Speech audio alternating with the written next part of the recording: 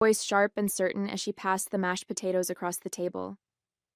I glanced up from my plate, biting back the retort forming on my lips. Across the table, Lauren flashed her perfect smile, basking in the praise like it was her birthright. "Mom, that's not true," David said quietly, breaking the tension only slightly. "Oh, David," Evelyn scoffed, waving her hand dismissively. "You don't see it because you don't want to. Lauren's always the one keeping the peace, making sure we stay close. Natalie's fine, but she's not as involved." Her words stung, but they didn't surprise me. This had been the narrative for as long as I could remember.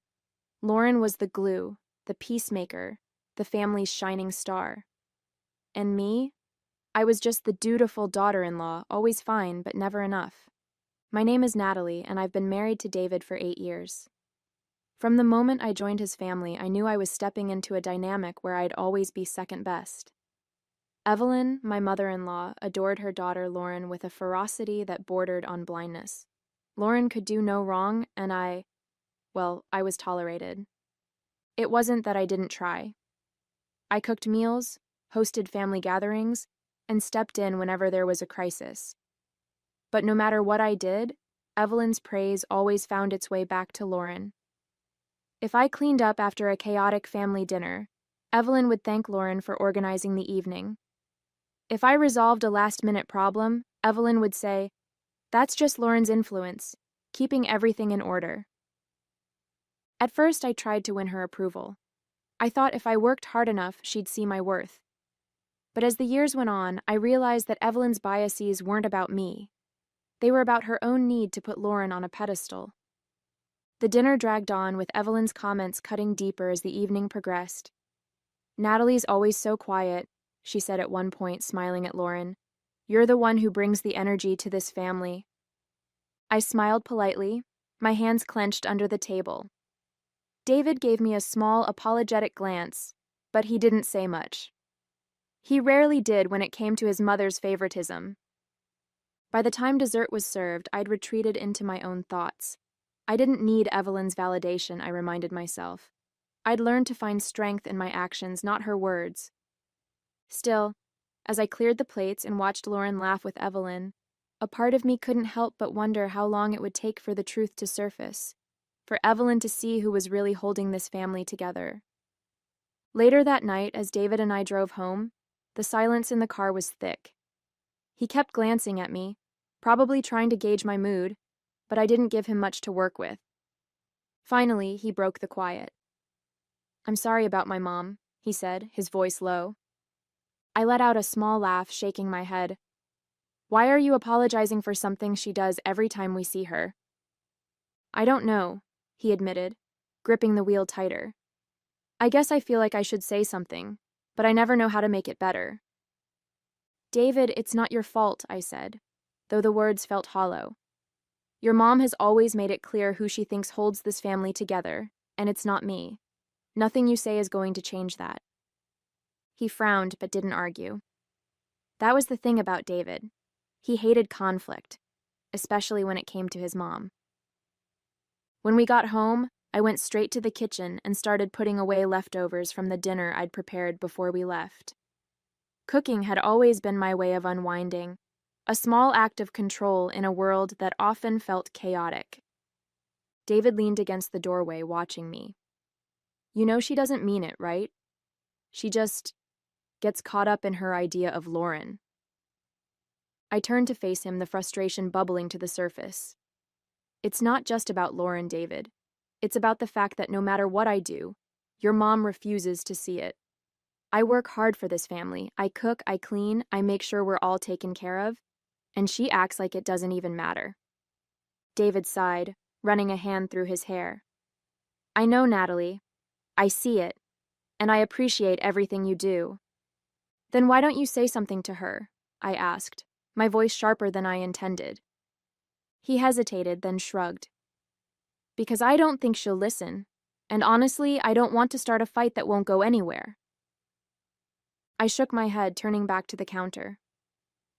"It's fine," I said, though it was anything but. "I don't need her approval. I'll just keep doing what I do, and eventually, the truth will speak for itself. As I cleaned up the kitchen that night, I thought about Evelyn's words and Lauren's smug smile. They didn't know half of what I did to keep this family afloat, financially, emotionally, and in every other way that mattered. But I wasn't going to waste my energy trying to prove it to them. Sooner or later, life would show them the truth. And when it did, I would be ready. A few weeks later, the cracks in the family's facade began to show. It started subtly, Evelyn mentioning how money seemed tighter than usual, Lauren complaining about a canceled spa trip. At first, I thought it was just normal ups and downs, but soon it became clear that something more serious was going on. One evening, David came home looking more stressed than I'd seen him in years. He dropped his bag by the door and sat heavily at the kitchen table. "What's wrong?" I asked, sitting across from him. "It's my mom," he said, rubbing his temples. "She called today, asking if we could lend her some money. Apparently, Lauren borrowed a significant amount from her, and now she's struggling to cover her bills." I blinked, stunned. "Wait, Lauren borrowed money? For what?" He sighed. "Something about helping a friend start a business. It didn't work out, and now my mom's footing the bill." The revelation didn't surprise me. Lauren had always been impulsive, leaping into ventures without thinking them through, confident that someone else would clean up the mess. Usually that someone was Evelyn, who never hesitated to come to Lauren's rescue. "What did you tell her?" I asked. "I told her we'd think about it," David replied. "But Natalie, I know we can't just hand over money like that. Things are tight for us, too." I nodded, already mentally calculating our budget. Between the mortgage, groceries, and the small savings we were trying to build, there wasn't much room for generosity. Over the next few days, Evelyn's requests became more frequent and urgent. She called David almost daily, her tone growing more desperate each time. "David, you know how much I've done for this family," she said during one call, her voice trembling. "If you and Natalie could just help out this once, it would mean so much." David relayed the conversations to me, clearly torn between wanting to help his mom and knowing we couldn't afford to. "What do you think we should do?" he asked one night as we lay in bed. I stared at the ceiling, the weight of the situation pressing down on me. "We can't give her money, David. Not when we're barely managing ourselves. But maybe there's another way to help." "What do you mean?" "I mean," I said slowly, "we step in and start handling things, quietly. If Evelyn's too proud to admit she's overwhelmed and Lauren's not stepping up, then maybe it's time someone else does." He frowned but didn't argue. "If anyone can figure it out, it's you," he said. As I lay awake that night, I began formulating a plan. Evelyn's blind faith in Lauren had led her to this mess, but I wasn't going to let her spiral further into trouble. Not for her sake, but for the family's. It was time to take action, even if it meant staying in the shadows. The next morning, I sat at the kitchen table with a notebook and a calculator, poring over every detail of our finances. If I was going to step in, I needed to know exactly what we could spare, if anything. David sat across from me, sipping his coffee. "Are you sure about this?" he asked, watching me flip through bank statements. "I'm not going to hand your mom cash," I said firmly, "but if we can restructure some of her bills or find a way to reduce her expenses, it might help. She's in this mess because she won't admit she's struggling, and Lauren isn't going to do anything about it." David sighed, leaning back in his chair. "I hate that it's come to this. She shouldn't have to rely on you." "She doesn't have to," I replied, glancing up at him. "But someone needs to fix this before it gets worse." I started by contacting a financial consultant I knew from work. Over the next few days, I gathered information about Evelyn's debts, her monthly expenses, and the loans she'd taken on for Lauren's failed business ventures. The picture that emerged wasn't pretty. Credit card balances maxed out, overdue utility bills, and a looming mortgage payment she couldn't cover. Through it all, Evelyn remained oblivious to my involvement. I didn't tell her about the hours I spent negotiating lower interest rates on her loans, or finding payment plans that wouldn't drown her further in debt. David offered to talk to her, but I told him not to. "She won't take it seriously if it comes from you," I said. And if she finds out I'm involved, she'll reject the help out of pride. He didn't argue, but I could see the guilt in his eyes. Meanwhile, Lauren remained conspicuously absent. Evelyn continued to sing her praises at family gatherings, saying things like, "Lauren's so stressed these days. She's doing so much for everyone." I bit my tongue every time, knowing full well that Lauren wasn't lifting a finger to fix the mess she'd created. The weight of it all was exhausting. Between managing our household, handling Evelyn's financial crisis, and keeping up appearances at family dinners, I felt like I was juggling 1,000 plates. But I refused to let it show. Evelyn didn't need to know how hard I was working to keep her afloat, and Lauren certainly didn't deserve the satisfaction of knowing I was cleaning up after her.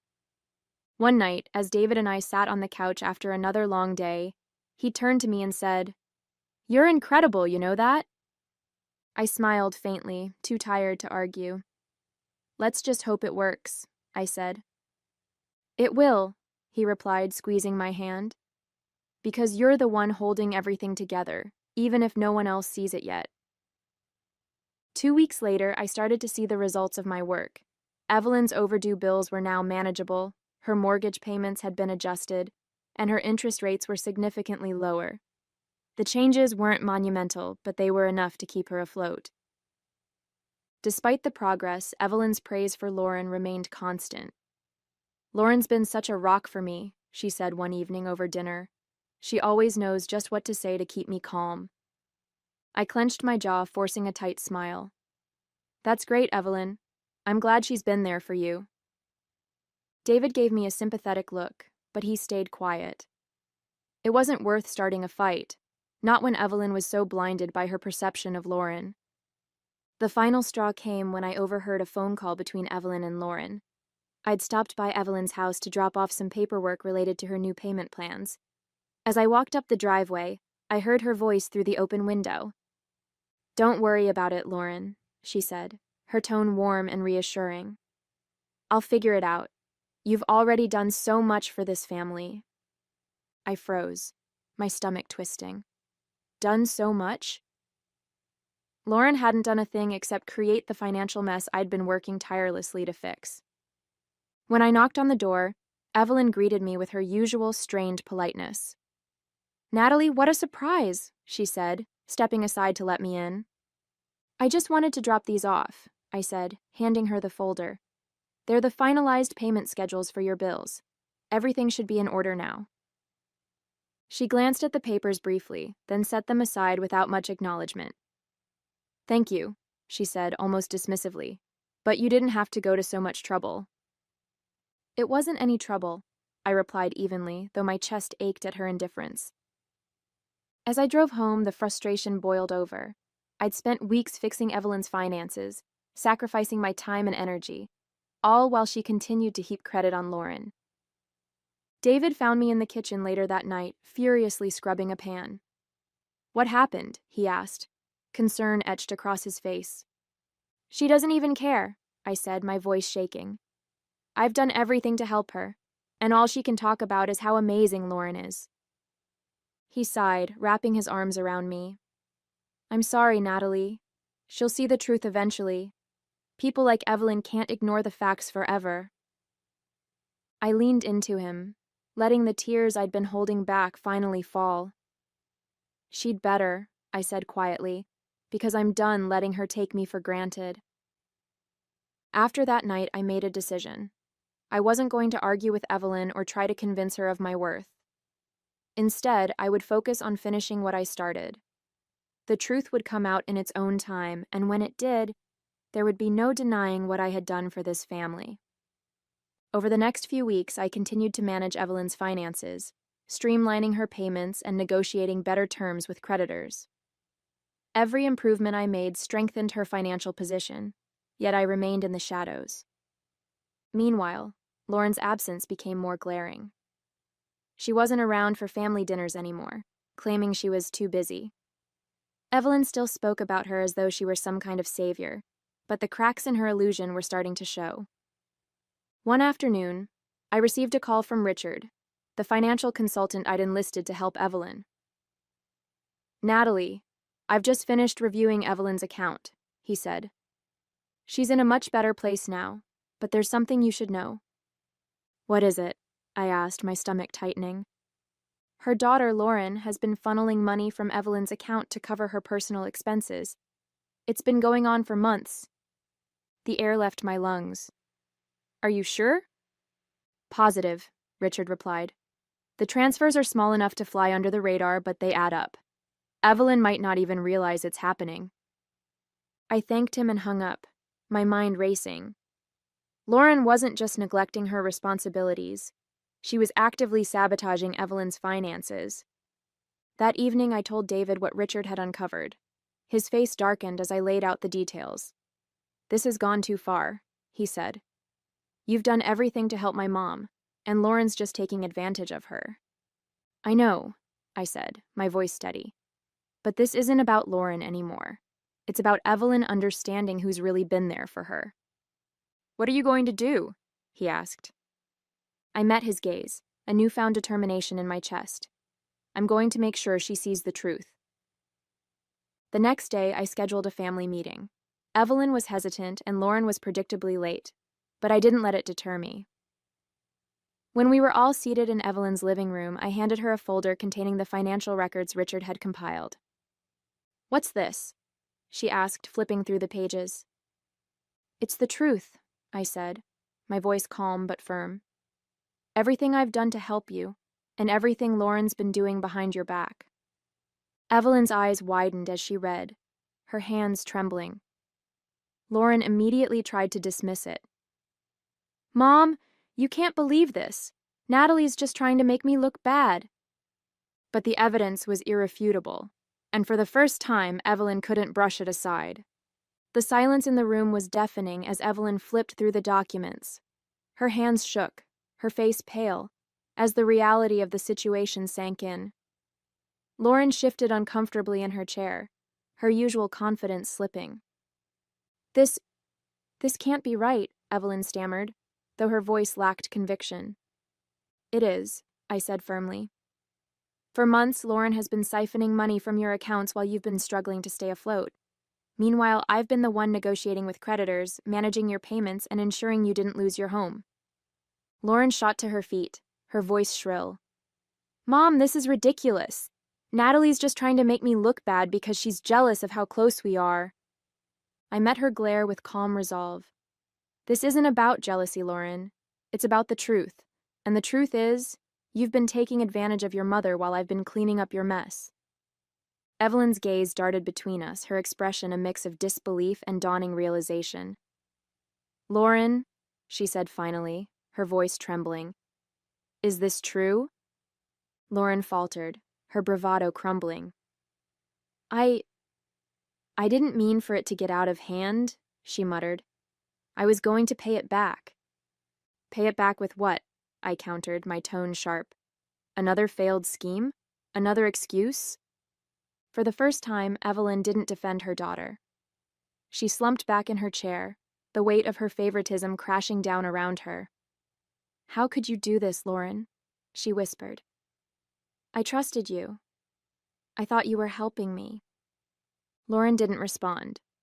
Instead, she grabbed her purse and stormed out of the room, slamming the door behind her. The tension lingered, heavy and oppressive. Evelyn looked at me, tears welling in her eyes. Natalie, I don't know what to say. You don't have to say anything, I replied, my voice soft but resolute. I didn't do this for thanks or recognition. I did it because it was the right thing to do, for you, for the family. But you need to understand that your blind trust in Lauren nearly cost you everything. She nodded slowly, her tears spilling over. I was so wrong about you, she admitted. I've spent so much time praising Lauren that I didn't see what was right in front of me. You've been the one holding this family together all along. Hearing her say those words felt like a release. For years, I'd carried the weight of her dismissal, trying to prove my worth through actions instead of words. Now, finally, she saw me. Not as an afterthought, but as the person I truly was. David reached over and squeezed my hand, his eyes filled with pride. "You've done more for this family than anyone," he said. "And now they all know it." I smiled faintly, my heart lighter than it had been in years. The truth was out, and for the first time, I felt truly seen. The days following the confrontation were a whirlwind of emotions. Evelyn called several times, her tone softer and more thoughtful than I'd ever heard. At first, I wasn't sure how to respond. Part of me wanted to hold on to the distance I'd maintained for so long, but another part, the part that still cared, wanted to believe she was finally ready to change. One evening, Evelyn asked if we could meet for coffee. "I need to talk to you," she said. "I need to explain everything." David encouraged me to go. "She's trying, Natalie," he said. "This is the first time I've ever heard her admit she was wrong about anything." Reluctantly, I agreed. When I arrived at the cafe, Evelyn was already there, nervously stirring her tea. She looked older somehow, the weight of the last few weeks clearly taking a toll. "Thank you for coming," she said as I sat down. I nodded, waiting for her to start. She took a deep breath, her hands trembling slightly. "I don't know how to make this right," she began, "but I need you to know how sorry I am. I've spent so many years putting Lauren on a pedestal, ignoring everyone else, especially you. I thought I was protecting the family by keeping us close, but all I did was push you away." Her words were raw, unpolished, and surprisingly honest. "I didn't expect you to forgive me," she continued, her voice breaking. "But I need you to know that I see you now, Natalie. Everything you've done for this family, it's more than I ever gave you credit for. I don't deserve your kindness, but I'm grateful for it." I sat in silence for a moment, letting her words sink in. "Evelyn," I said finally, "I didn't step in because I wanted gratitude or recognition. I did it because I care about this family, even when it hasn't always felt like I belonged. But hearing you say that, it means more than you know." She nodded, wiping away a tear. "I don't want to be the person I've been," she said. "I want to do better, for you, for David, for everyone." It wasn't a perfect apology, but it felt genuine. And for the first time, I felt like we were on the same page, not as rivals or adversaries, but as two people who wanted the best for the family. Over the next few weeks, Evelyn made small but meaningful changes. She started taking a more active role in her own finances, attending workshops I recommended, and seeking advice from professionals. She also made a point to include me in family conversations, asking for my input, and genuinely listening to what I had to say. Lauren, meanwhile, kept her distance. The fallout from the confrontation had shaken her, and while I didn't expect an apology from her anytime soon, her absence gave the rest of us room to rebuild. For the first time in years, I felt like I wasn't just a guest in my own family. I was a part of it. Over time, the family began to feel less fractured. Evelyn's effort to change wasn't perfect, but it was consistent. She checked in with me regularly, sought my advice on matters she would have once dismissed me from, and even began expressing gratitude for the things I did, something I never thought I'd hear from her. One afternoon, as we sat in her living room reviewing her updated financial plans, she looked up from the papers and said, "I don't think I ever thanked you properly, Natalie. You didn't have to do any of this, but you did, and it saved me." I paused, surprised by the sincerity in her voice. "You don't have to thank me, Evelyn," I said carefully. "I just wanted to make sure the family didn't fall apart." She shook her head. "It's more than that.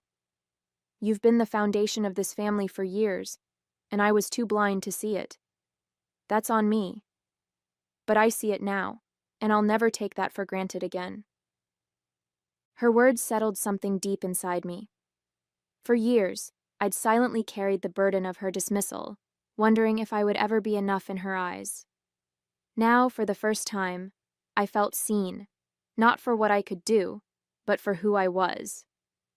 Meanwhile, Lauren's absence created space for healthier family dynamics. Without her constant need for attention and Evelyn's unquestioning support, conversations became more balanced. David noticed the change too. It's nice to come over and not feel like we're walking on eggshells, he said one evening, as we drove home from dinner at Evelyn's house. It is, I agreed, though I knew it was more than just Lauren's absence. Evelyn's efforts to repair our relationship had brought a sense of calm to the family that I hadn't realized we'd been missing. At work, I found myself reinvigorated. The challenges I'd faced with Evelyn had taught me more than I expected about patience, resilience, and the power of staying true to my values. Those lessons spilled over into my professional life, giving me a renewed sense of purpose. One day, as I was wrapping up a meeting, Evelyn called. "I'm thinking about hosting a family dinner," she said, her tone hopeful. "It's been a while since we all sat down together, and I'd like to make it special. Would you help me plan it?" Her request was simple, but it carried so much weight. "Of course," I said, smiling. "I'd love to." As I hung up, I felt a warmth I hadn't associated with Evelyn in years. She wasn't perfect, and our relationship wasn't magically fixed, but it was moving in the right direction. And for the first time, I felt like I had a place at the table, not because I demanded it, but because I'd earned it. The family dinner Evelyn planned was unlike any we'd had before. There was a lightness to the atmosphere, a warmth that hadn't existed in years. The dining table was set with care, the food thoughtfully prepared, and the conversation flowed naturally. For once, there was no tension, no subtle digs or favoritism overshadowing the evening. Midway through the meal, Evelyn raised her glass. "I just want to say something," she began, her voice steady but emotional. Everyone fell silent, the clinking of forks and knives stopping as we turned to her. "For years I've seen this family through one lens, one that wasn't always fair," she said. Her gaze shifted to me, and for a moment it felt like we were the only two people in the room. "Natalie, I owe you an apology. I didn't recognize everything you've done for us, for me. But I see it now. You're the reason this family is still standing, and I'll never forget that." A lump formed in my throat, but I managed a small smile. "Thank you, Evelyn," I said softly, my voice wavering. "That means a lot." David squeezed my hand under the table, his pride evident in the way he looked at me. After dinner, as the guests began to leave, Evelyn pulled me aside in the kitchen. "I've been thinking about what you said," she began, her tone earnest. "About Lauren, about me. I let her take advantage of me because it was easier than admitting I'd made mistakes, but I won't let that happen again." Hearing her acknowledge the pattern was more than I'd hoped for. "It's not easy to break old habits," I said gently. "But you're trying, and that's what matters." She nodded, a faint smile touching her lips. "You've taught me more than I can put into words, Natalie. I don't know how to repay you." "You don't have to repay me," I replied. "Just keep moving forward. That's all I need." That night, as David and I drove home, I felt a sense of peace I hadn't experienced in years. The journey with Evelyn hadn't been easy, and there was still work to be done, but we were in a better place, one built on mutual respect and understanding. For so long, I'd sought validation from her, believing that my worth depended on her approval. But now, I realized that I didn't need her to see me to know my own value. Evelyn's recognition was a bonus, not the foundation. As I lay in bed that night, I reflected on everything we'd been through. I wasn't just the daughter-in-law anymore. I was a vital part of this family, not because of what I'd done, but because of who I was. And that, I realized, was enough.